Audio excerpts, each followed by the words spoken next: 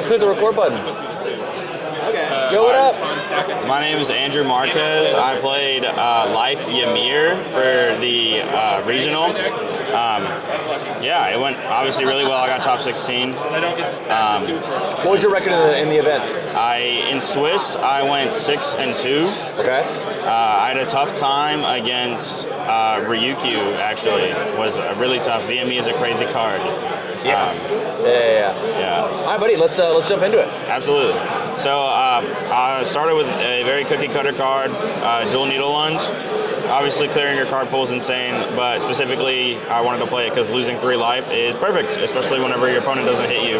You get to just say, hey, I'm going to hurt myself, and then on the backside, I'm going to gain a bunch of all that life back, and you're going to take all that damage. Then, obviously, the cards that I love to play immediately after that is Rejuve on a 5. Obviously, you gain the health back. You get to draw cards. It's amazing in a 7-hander, seeing all the cards in the world. It's incredible. The next card immediately after Dual Needle Lunge that I think absolutely everyone should be playing in your Ymir list is Touch of Terror. I cannot beg you enough to play this card. It loses 3 life. It echoes to lose 3 more life. Please play this card. It is so crazy. Your opponent has to have 3 high blocks to deal with this, and then you play Midst of Despair after that. It's incredible. And in the bad hands, where you only have 2 attacks, this just gets you 2 more, or you just build out. Yeah, I found whenever I play that card, I love attacking backups because you just get to pick up at 3 attacks. Yeah, you get to go into the unblockable backups with against the Smiling Titan. It's incredible. Speaking of pickups, I think Rewind Throttle is just an incredible card. On the backside of Ymir, it becomes the best poke ever.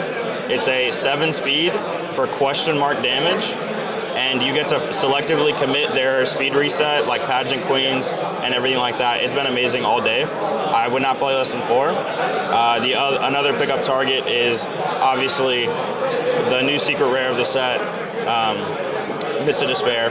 If you've been able to get lucky enough to get your hand on these, man, Ymir is just awesome. It's literally crazy. A 7 high for 6 on the backside lets you ignore progressive difficulty for the last attack in the deck, which I also believe is a slam 4 of, and that's Besiege.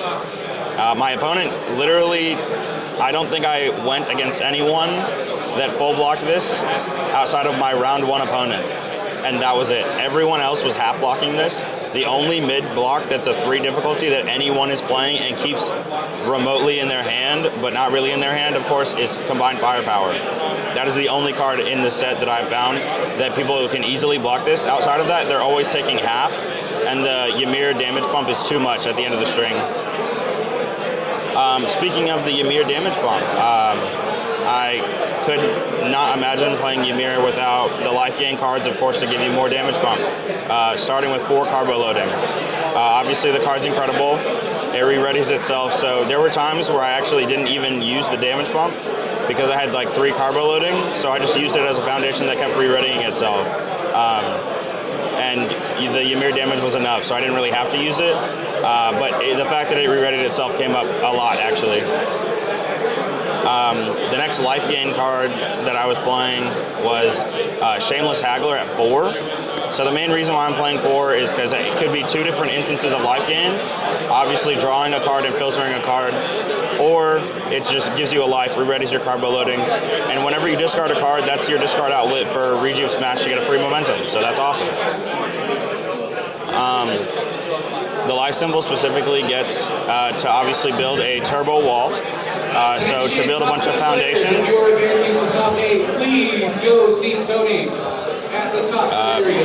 Yeah, to build a bunch of foundations, new training method, Wild Pussycats. The form with Ymir is just a ridiculous effect, being able to let you build in free foundations. It's broken with this card. It's broken with this card. It just says, hey, I'm going to start my going second turn with new training method to build 2 cards, or Wild to guarantee you have a foundation flipped and you get another one to your hand. It's amazing.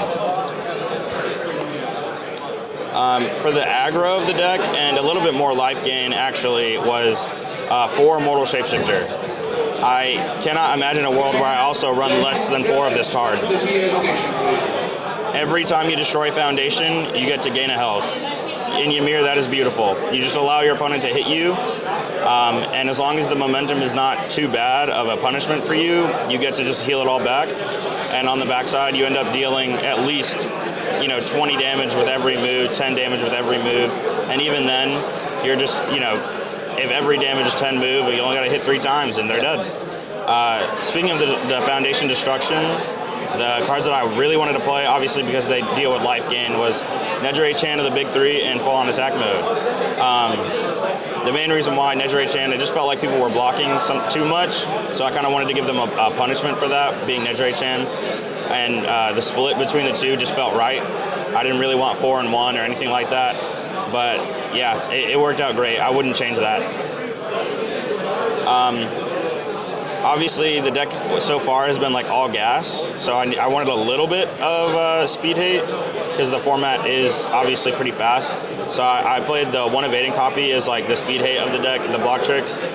I played 2 last second dodge in the main because I'm a 7-hander and throws are scary.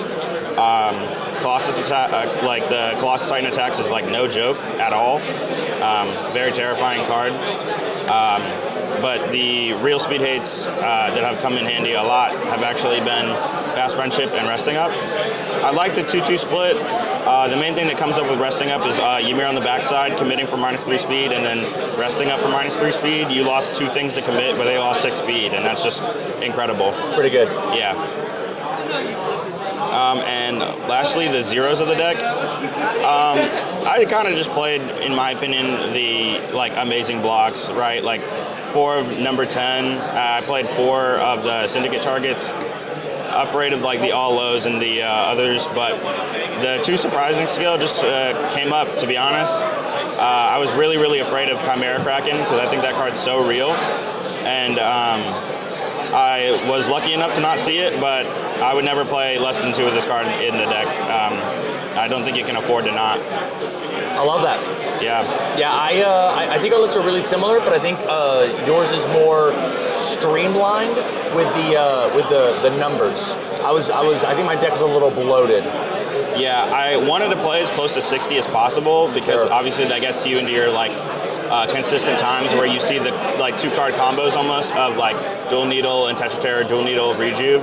And every time I did that, it just felt like I was in such a big commanding advantage where the life loss of Dual Needle and Tetra Terror didn't matter, especially on the backside, because those were the turns where I either killed them or I just picked up cards with Tetra Terror, because fun fact, Tetra Terror does not have to pick up attacks, guys. It can pick up foundations, actions, anything, block tricks.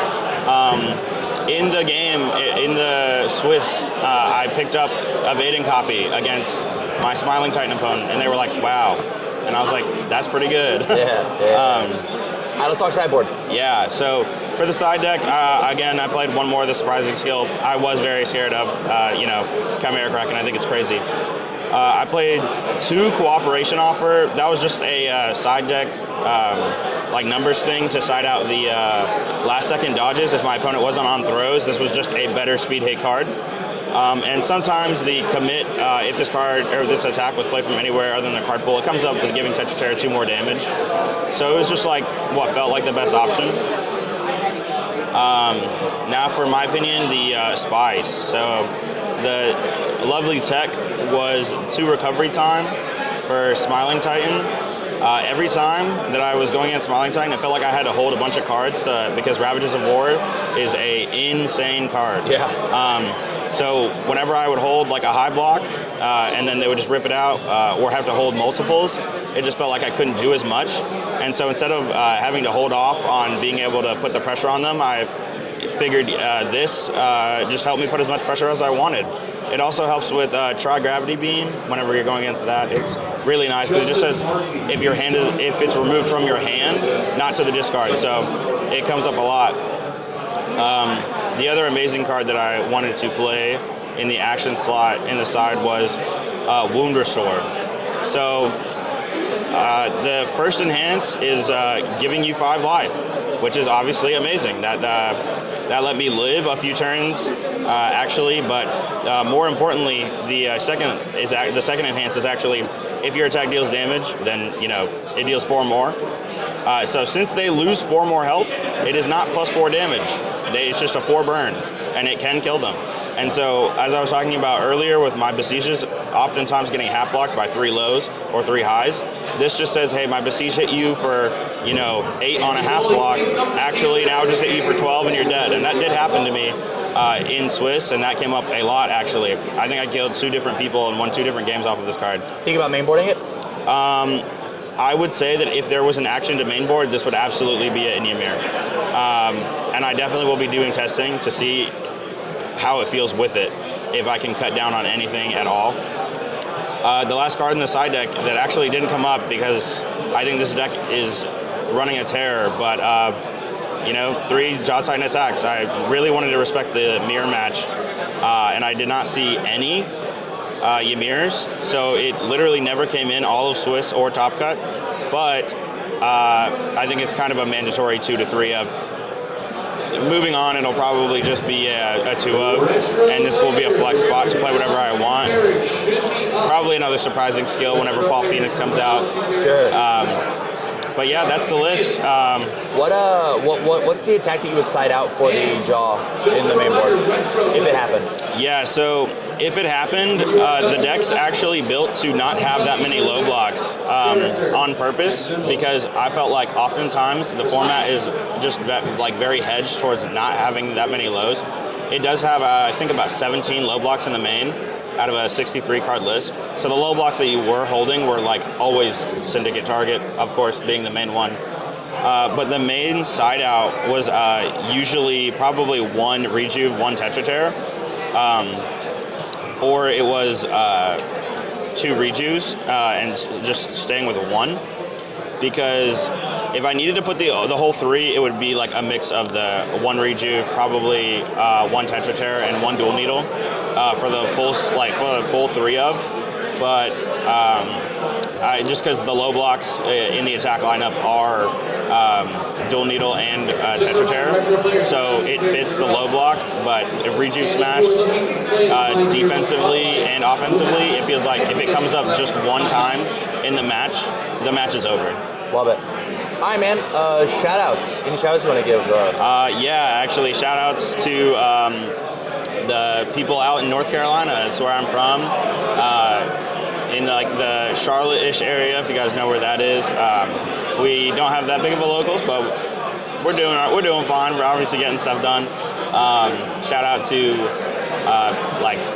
teammates Gavin, Kale, to Dawson, to Garrett Kurz. Shout out to the boys at Meeple from Charlotte. Yeah.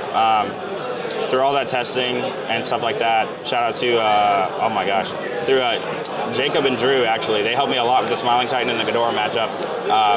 I'm not kidding. Those, through testing was probably the only way that I got through Swiss. Those were my last 2 matchups, and I felt very comfortable because of those people. How awesome. All right, man. Well, thank you for your time, and congratulations on your placement. Yeah, thank you so much. Have a good rest of your day.